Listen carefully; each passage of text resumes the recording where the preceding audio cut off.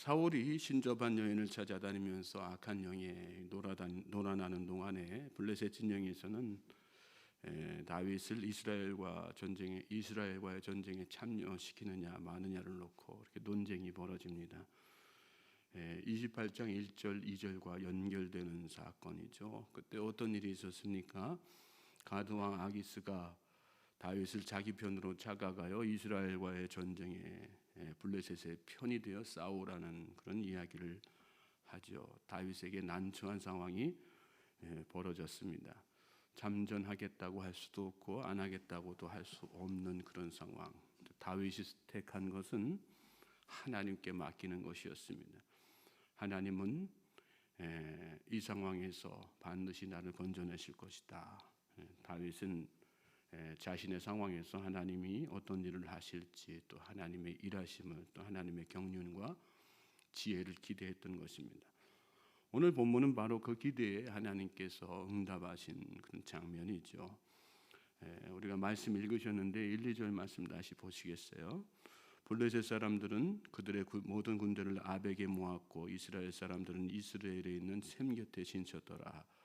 블레셋 사람들의 수령들은 수백 명씩 수천 명씩 인솔하여 나아가고 다윗과 그의 사람들은 아기스와 함께 그 뒤에서 나아가더니 블레셋과 이스라엘 군대가 진을 치고 전쟁하기 직전의 상황에 이르게 된 상황이죠. 블레셋의 수령들이 수백 수천 명씩 인솔하여 나가고 그 뒤를 다윗과 그의 사람들이 따르는 그런 형국이었습니다. 이제 정말로 전쟁이 일어나는 상황. 이대로면 다윗이 이스라엘과 싸우든지 후미에서 블레셋을 공격하든지를 결정해야만 하는 그런 급박한 상황이 되는 것입니다. 하나님께서 일하실 것을 기대했던 다윗에게 아직까지 하나님께서 일하시는 아무런 증거들이 보이지 않습니다. 대개는 이런 상황이 되면 불안하고 안절부절 못하지요. 그런데 오늘 말씀 보면 다윗은 전혀 요동하지 않습니다. 여러분, 하나님의 때가 있습니다. 우리 다 알지 않습니까? 많이 들었지 않습니까? 그런데 실제로 우리가 그 믿음으로 사느냐, 그렇지 못할 때가 참 많아요. 하나님은 결정적인 순간에 개입을 하십니다. 또 우리가 생각한 결정적인 순간과 하나님께서 생각하시는 결정적인 순간은 또 달라요. 믿음의 사람은 하나님의 그 결정적인 순간과 극적인 역사를 기다리기 때문에 당장 내 눈앞에서 아무런 일이 벌어지지 않아도, 또 나의 상황이 아무리 긴박하게 돌아가도 낙심하거나 요동하지 않습니다. 엘리야 때 3년 반 동안 비가 내리지 않았어요. 하나님은 엘리야에게 비를 주시겠다고 약속하셨고 엘리야는 그 약속을 믿고 기도했어요.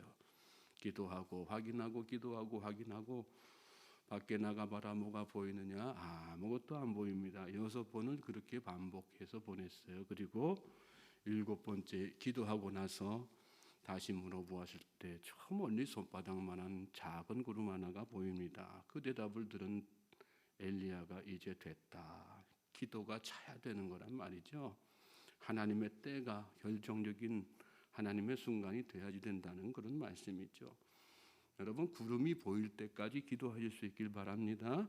엘리사 때 나아만 장군을 또 보세요. 요단강에 들어가 목욕하면 반드시 나을 것이다 라는 엘리사의 말을 듣고 6번을 들락날락했지만 아무런 변화가 일어나지 않았어요. 화가 나서 포기하고 돌아가려고 하는데 종이 한 번만 더 7번 들어갔다 나오면 목욕하면 낫는다고 했으니까 그 말 믿져야 본전이니까 마저 한 번 더 들어갔다 나오십시다. 그래가지고 돌이켜서 다시 요단강에 몸을 담궜을 때 어떤 일이 일어나요? 기적처럼 병이 낫는 역사가 일어났단 말이죠. 야이로의 딸은 또 어땠어요? 죽은 나사로가 살아났을 때는 또 어땠습니까? 주님이 살려내시기 전까지는 아무 일도 일어나지 않았어요. 오히려 상황이 더 절망적인 상황이 됐죠. 다들 죽었다, 끝났다, 더 이상 소망이 없다 그러고 있을 때 주님이 그 앞에서 일어나라 말씀하시니 일어나는 역사가 일어났단 말씀이에요. 하나님의 일하심이란, 하나님의 결정적인 개입하심이란 바로 그런 것입니다. 그러므로 참된 믿음의 사람은 하나님의 일하심을 볼 때까지 포기하지 않습니다. 요동하지 않습니다. 기도합니다. 또 기다립니다. 저는 저와 여러분의 그런 믿음의 사람 될 수 있기를 주님의 이름으로 소망하고 축복합니다. 하나님의 일하심은 놀랍습니다. 우리의 상상을 다 초월하고요, 우리의 이성 계획을 다 깨트리는 일하심이에요. 3절부터 5절 말씀 보십시오. 같이 또 읽겠어요. 블레셋 사람들의 방백들이 이르되 이 히브리 사람들이 무엇을 하려느냐 하니 아기스가 블레셋 사람들의 방백들에게 이르되 이는 이스라엘 왕 사울의 신하 다윗이 아니냐. 그가 나와 함께 있은지 여러 날 여러 해로되 그가 망명하여 온 날부터 오늘까지 내가 그의 허물을 보지 못하였노라. 블레셋 사람의 방백들이 그에게 노한지라. 블레셋 방백들이 그에게 이르되 이 사람을 돌려보내어 왕이 그에게 정하신 그 초소로 가게 하소서. 그는 우리와 함께 싸움에 내려가지 못하리니 그가 전장에서 우리의 대적이 될까 하나이다. 그가 무엇으로 그 주와 다시 화합하리이까? 이 사람들의 머리로 하지 아니하겠나이까? 그들이 춤추며 노래하여 이르되 사울의 죽인 자는 천천히여 다윗은 만만이로다 하던 그 다윗이 아니니까니. 하나님께서 다윗을 이 상황 가운데에서 위기를 모면하게 하시기 위해서 사용하신 사람들은 다름이 아니라 이스라엘의 블레셋의 방백들이었습니다. 아기스 왕은 다윗을 자기 편으로 작각하여 전장에 이렇게 참여시켰지만 방백들이 나서서 반대를 하죠. 3절 보면 이 히브리 사람들이 무엇을 하려느냐. 그러니까 아기스가 이 방백들을 설득시키려고 해요. 이 사람 이 다윗 일행이 나와 함께 여기 여러 날 같이 이렇게 지냈지만 여러 해 동안 이렇게 지냈지만 그의 허물을 내가 보지 못했다. 이 얘기는 그로부터 어떤 위협적인 요소를 전혀 발견하지 못했다. 그런 뜻이죠. 그러나 그런 얘기를 들었음에도 불구하고 블레셋의 방백들은 여기 말씀 보면 아기스 왕의 노한지라 그랬어요. 있을 수 없는 일이 일어난 거죠. 이 시대 왕이라고 하는 것은 절대적인 권력자 아니겠어요. 그런데 그 앞에서 분노했단 말이에요. 그리고 더 놀라운 것은 그 아기스 왕이 그의 분노에 물러서 가지고 더 이상 자신의 주장을 하지 못하는 그런 상황까지 다 이어지는 거. 하나님의 일하심은 이처럼 놀라운 것입니다. 하나님은 누구를 통해서 또 어떤 상황, 어떤 환경을 통해서 또 하고자 하시는 일들을 반드시 하시는 분이세요. 믿으십니까? 오늘 그 믿음으로 하나님 앞에 나아가는 우리 모두가 될 수 있길 주님의 이름으로 소망하고 축복합니다. 하나님의 일하심을 기다리시란 말씀이에요. 내 생각, 내 판단, 내 한계 안에서 생각하지 말고 하나님의 차원에서. 그러면 우리 삶 가운데 눈앞에 어떤 상황이 전혀 요동치 않은 변함이 아무런 변함이 없고 움직임이 없고 환경에 바뀜이 없어도 두렵지 않은 거예요. 마음속에 담대함이 생기는 거고 끝까지 하나님을 신뢰하면서 나아갈 수 있는 것입니다. 자, 6절부터 8절까지 말씀 또 보시겠어요? 아기스가 다윗을 불러 그에게 이르되 여호와께서 살아계심을 두고 맹세하노니 내가 정직하여 내게 온 날부터 오늘까지 내게 악이 있음을 보지 못하였으니 나와 함께 진중에 출입하는 것이 내 생각에는 좋으나 수령들이 너를 좋아하지 아니하니 그러므로 이제 너는 평안히 돌아가서 블레셋 사람들의 수령들에게 거슬러 보이게 하지 말라 하니라. 다윗이 아기스에게 이르되 내가 무엇을 하였나이까? 내가 당신 앞에 오늘까지 있는 동안에 당신이 종에게서 무엇을 보셨기에 내가 가서 내 주 왕의 원수와 싸우지 못하게 하시나이까 하니. 됐어요. 아기스가 그런 어떤 블레셋의 상황을 이렇게 다윗을 찾아와 가지고 다 설명하면서 다윗을 이렇게 돌아가도록 이렇게 이야기를 하죠. 그러니까 다윗이 8절에 보면 아기스에게 이런 얘기예요. 내가 무엇을 하였나이까? 내가 당신 앞에 오늘까지 있는 동안에 당신이 종에게서 무엇을 보셨기에 내가 가서 내 주 왕의 원수와 싸우지 못하게 하시나이까? 오히려 큰 소리를 치는 그런 상황이 벌어지지 않습니까? 하나님은 반전의 하나님이세요. 우리의 상황을 언제든지 뒤집어 주시는 분이 하나님이세요. 우리의 불리한 상황을 유리한 상황으로 바꿔 주시는 분이 하나님이시고요. 우리의 위기의 상황을 극적인 승리의 상황으로 다 바꿔주시는 분이세요. 하나님과 함께하면 우리의 상황이 아무리 불리해도 당당한 상황이 다 되는 거예요. 얼마나 당당해 보입니까? 다윗이 어떻게 이렇게 할 수 있었어요?